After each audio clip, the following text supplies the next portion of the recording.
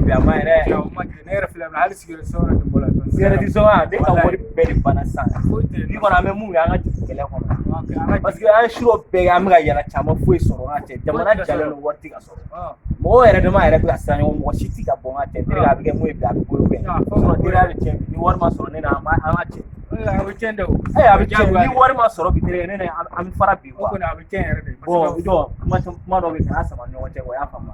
mun de o bɛ kuma segu jumɛn a se ma dɔrɔn i tigɛ se ma dɔrɔn sa ayi non i tigɛ se ma dɔrɔn mais kɛlɛ dɔ sa a cɛ aw yɛrɛ la anw de ye maliyɛnw ye Mali c'est l'exemple de l'Afrique un malien c'était un peuple digne respecté malien kan ka ɲɔgɔn bonya a b'a kalama Mali la kɛlɛ de man ɲi Mali la bi a y'a kuma faamuya maliyɛnw an man ka se ɲɔgɔn ma maliyɛnw baden ka kɛ Mali la maliyɛnw an kan ka se ɲɔgɔn parce que maliyɛn an bɛ ɲɔgɔn dɔn de anw de ye bademaw ye anw de ye sinjimaw ye anw de kan ka ɲɔgɔn minɛ a b'a faamuya maliyɛn a ye ɲɔgɔn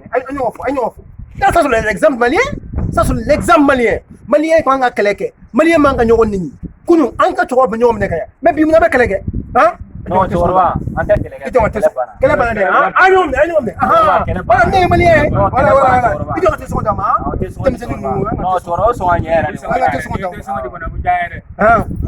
a cɛkɔrɔba sugu ninnu ko ka di mɔgɔ ala ne ko ma n'a ye dɛ ne ka cɛkɔrɔba ala ko ne ka nasɔngɔ ala ne muso bɛ ne ci bi ne muso bɛ ne bugɔ bi ala ne ka nasɔngɔ ala a bi ne ka a bɛ la ka tɛ kɛlɛ di bɛ kɛlɛ kɛ an tɛ kɛlɛ kɛ ne ka wari bɛ di